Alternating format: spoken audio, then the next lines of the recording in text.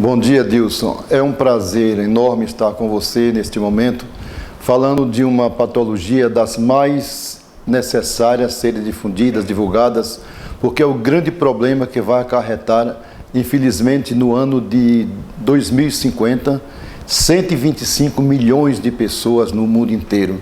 Então, essa patologia nós queremos justamente discutir sempre com a comunidade, nas universidades, porque estamos vendo onde chegaremos em 2050. E essa doença chama-se doença de Alzheimer. A doença de Alzheimer é uma doença neurológica. Nós dizemos que é uma doença neurodegenerativa, porque aos poucos ela vai acometendo o indivíduo, onde ele vai perdendo a sua vitalidade, é evolutiva e, sobretudo, ela tem uma dinâmica muito rápida de poder fazer o indivíduo perder a sua capacidade cognitiva, a sua memória, a sua relação com as pessoas. Então, é uma doença degenerativa. A doença de Alzheimer, ela se processa de uma forma muito rápida. Há informações detalhadas e científicas de que após os 40 anos é o tempo de início dessa patologia. Mas nós nunca pegamos assim um paciente com 40 anos, é muito difícil você perceber. Há sempre as queixas do esquecimento e que esse esquecimento ele vai se processando lentamente, né? E nós vamos vendo que às vezes com uma coisa natural, o desligamento da pessoa, mas não é. Às vezes é uma possibilidade da pessoa chegar à doença de Alzheimer após os 60 anos de idade. E por isso que o paciente, ao começar essa fase de esquecimento, que é o principal sintoma da doença de Alzheimer, ele deverá ser acompanhado pelo médico, para que o médico possa justamente, ao longo do tempo, indo descobrindo aos poucos como se processa os primeiros sintomas no indivíduo. É importante salientar que essa doença tem alguns sintomas, né? E desses sintomas, eles estão distribuídos em 4 grandes momentos. O primeiro momento dessa doença é uma doença leve, né? Depois vamos ver uma doença moderada e uma doença grave, né? Na doença leve, o paciente começa a apresentar sintomas como um esquecimento, uma perda da memória, né? Às vezes diz que não está lembrando daquela conversa que teve anteriormente com as pessoas, né? E a gente vai percebendo que ele tem uma dificuldade de lembrar das coisas que são importantes na vida dele, né? Algumas coisas mais importantes ele lembra porque ele sabe que ele tem que assumir aquele compromisso, mas de certa forma ele vai se percebendo como que esquecendo aos poucos. Essa é a característica principal desse primeiro momento da doença. Esse primeiro momento, ele é exatamente possível de você começar a perceber que essa pessoa que não melhora numa segunda consulta, numa terceira consulta, e os sintomas vão se reproduzindo sempre da mesma forma, essa pessoa tem uma tendência a um processo demencial. E nós temos aí que fazer uma diferenciação muito grande. Será que essa demência a partir dos 60 anos, ela é uma demência senil, que é a diferença que você vai fazer da doença de demência por Alzheimer, né? É uma demência senil. Demência senil é aquela demência que todos nós teremos, né? Não importa se você se chama Francisco, José, se você é rico, se você é pobre, você vai ter essa demência senil, essa perda da memória, essa perda da capacidade cognitiva. Isso durante todo o seu tempo, né? Há indícios de que essa doença está sendo mais degenerativa, aí nos chama a atenção que essa doença pode ser uma doença por demência, né, de Alzheimer. E aí começa então o nosso cuidado com o paciente, porque sabemos que vai desenvolver, num curto espaço de tempo, manifestações comportamentais bastante interessantes que ele não tinha anteriormente. Então ele vai entrar já na fase moderada. Essa fase moderada da demência por doença de Alzheimer, ele já esquece o nome das pessoas, que ele costuma conversar, costuma estar próximo, né? Ele vai esquecendo, às vezes, o local da sua casa, ele está na rua e passa da casa, depois lembra que a casa dele ficou atrás, torna a voltar.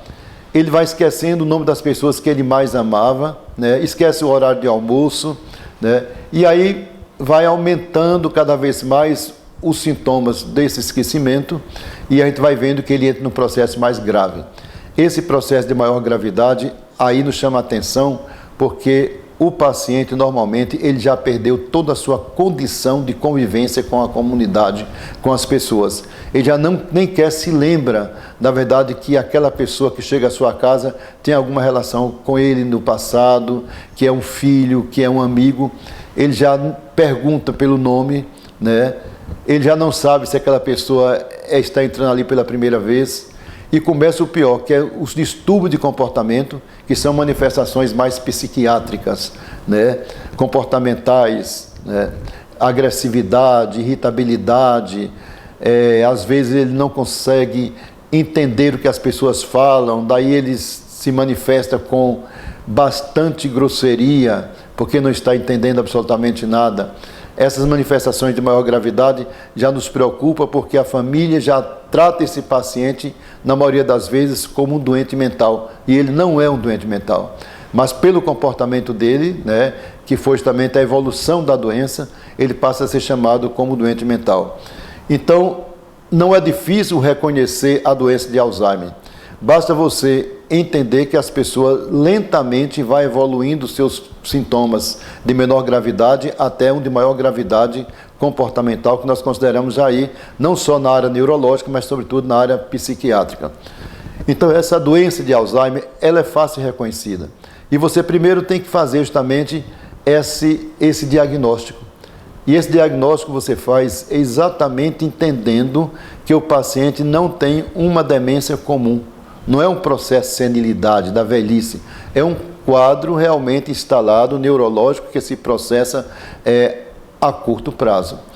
Por exemplo, no caso do seu pai, o senhor Clício, você pode observar que aos 82 anos, ele começa as primeiras manifestações de esquecimento. E esse esquecimento você diz, não, isso é uma coisa do momento, mas não, ele vai se processando lentamente, ao ponto hoje dele com 86 anos, quer dizer, um espaço muito pequeno, né? Ele apresentar já alguns tipos de comportamento, né, que preocupa os filhos, preocupa a família, porque exatamente ele não sabe absolutamente muita coisa da sua história de vida. Ele já tem dificuldade até de se situar no próprio ambiente que ele reside, né? Então a gente tem assim como principais sintomas, né, que possivelmente a gente pode dizer que da doença de Alzheimer, justamente é o esquecimento. Esse que é o sintoma principal, é a perda da memória. E depois as manifestações mais, nós vamos dizer, psicopatológicas, que significa exatamente comportamentos estranhos ao processo educativo da pessoa, né? Quem foi ele, educado, finíssimo, dedicado à família, de repente passa a gritar com grosseria, se irritar, quebra as coisas em casa. Isso é uma fase final desse processo demencial. Então, existe uma tendência, né, da doença mental, né, existir sim. Geralmente todo paciente que tem todo esse processo evolutivo, ele termina na sua fase final com um quadro psiquiátrico bastante agravado. Como é que nós podemos fazer o diagnóstico do paciente com demência? Não é uma coisa muito simples. O paciente chega no consultório com a primeira queixa de que ele está apresentando um quadro de esquecimento, perda de memória. Se é uma pessoa jovem que está fazendo um curso de faculdade, ele vai dar uma aula e não consegue lembrar daquilo que ele havia estudado, né, e que estava conhecedor e não teria dificuldade nenhuma de fazer sua explanação em sala de aula. Isso no caso, vamos dizer, de um professor. De repente ele se vê não encontrando as palavras, né, na exposição dele em sala de aula. E aí, o que é que pode fazer? Ele começa a sentir depois que ele já não lembra dos compromissos que ele assumiu, né? E indo ao médico, a gente começa a perceber exatamente que esse paciente apresenta um quadro demencial que não tem ainda muita importância, mas que deverá ser pesquisado e acompanhado, né? Esse quadro certamente é desenvolvido por conta de alterações neuronais no cérebro da pessoa. Como é que isso vai se processando? Os neurônios começam a não permitir que proteínas possam desenvolver-se, né? E essas proteínas são importantes na organização das substâncias neurotransmissoras cerebrais, mas elas começam a deixar de existir, né? E começa então a fase da toxicidade cerebral, em que áreas do cérebro começam a ser alteradas, né? Tipo o hipotálamo, né? e isso vai gerando no indivíduo, de certa forma, uma dificuldade de lembrar das coisas. Esse processo neuronal que vai se desenvolvendo, ele vai dando de uma forma muito rápida. E aí que está o grande problema. É possível você, através de uma ressonância magnética ou de uma tomografia, buscar informações do cérebro desse indivíduo? Sim, é possível. E você vai encontrar nessa ressonância, por exemplo, um resultado de um quadro neurológico já avançado, em que o paciente já apresenta indícios de envelhecimento precoce. Isso já nos leva a ter um cuidado maior e a ter os primeiros diagnósticos de que essa demência pode estar existindo, né? A demência por doença de Alzheimer. Há outros tipos de demência também, a vascular, né? Outras que não é de interesse nosso, porque é um quadro assim muito mais que deverá ser discutido com o angiologista, né? Com o cardiologista. A orientação que nós temos para se fazer um diagnóstico desse paciente é exatamente através da queixa clínica, da anamnese, que é uma história clínica bem cuidadosa e colhida desse paciente, e depois desses exames complementares, como as tomografias e ultrassonografia. Nós podemos dizer que tem orientação para tratamento desse paciente? Tem, né? O primeiro, eu sempre digo, não é o diagnóstico clínico que vai estabelecer o tratamento, mas é sobretudo o olhar da família sobre esse paciente e que forma que ela vai cuidar desse paciente. Esse que é realmente o grande problema nosso, que as pessoas normalmente abandonam o paciente e dizem, ele não sabe mais o que é que diz, então não vamos dar muita atenção a ele. E você começa a colocar esse paciente praticamente de lado dentro da própria família, e ele também ainda tem sentimentos, tem emoção, e ele se percebe como que distanciado da família porque apresenta dificuldades de memória. Então a família faz esse tratamento dando todo esse carinho, todo esse afeto, todo esse comportamento de cuidado. Esse é um comportamento muito necessário a esse paciente, né? E depois, o segundo momento, seria o tratamento já com o médico clínico, né? Ou médico especializado, neurologista ou psiquiatra, começar a ver que tipo de medicamento esse paciente deverá fazer uso. E aí é um tratamento muito cuidadoso, porque normalmente esse paciente tem uma apresentação de algumas comorbidades nessa idade, como hipertensão arterial, diabetes, né? Outros problemas de ordem de natureza clínica, e o médico deve estar bem inteirado dessas alterações de comorbidades que estão acontecendo com esse paciente, para justamente dar medicamentos que não venham potencializar a ação do outro medicamento que ele faz uso para outra patologia. Então ele tem o maior cuidado. Mas existem os medicamentos específicos, né, para esse tipo de tratamento, que é basicamente de competência do neurologista aplicado para o paciente. São medicamentos que não dão uma melhora no sentido da cura. O paciente não vai ser curado, mas ele vai melhorar o seu comportamento e evitar essa evolução rápida, né, da doença na vida do paciente. Então a importância que nós temos, diria assim, em relação ao, vamos dizer assim, a doença de Alzheimer, é justamente o cuidado. Para mim o cuidado é tudo. É o carinho, é o afeto. Há poucos dias a minha sogra, que faleceu recentemente, né, não diria pouco dia, há poucos meses, eu perguntava sobre uma vizinha dela, que morava em frente à casa dela. E ela me dizia o seguinte: fulana morreu com a doença de Alzheimer, ela não conhecia mais ninguém, estava com um comportamento muito estranho, batia nas pessoas quando chegavam na casa dela, e um dia o filho dela veio até a minha casa e disse que não ia passar na casa da mãe, e isso foi muito chocante, porque ela disse, passe na casa de sua mãe para ver como é que ela está.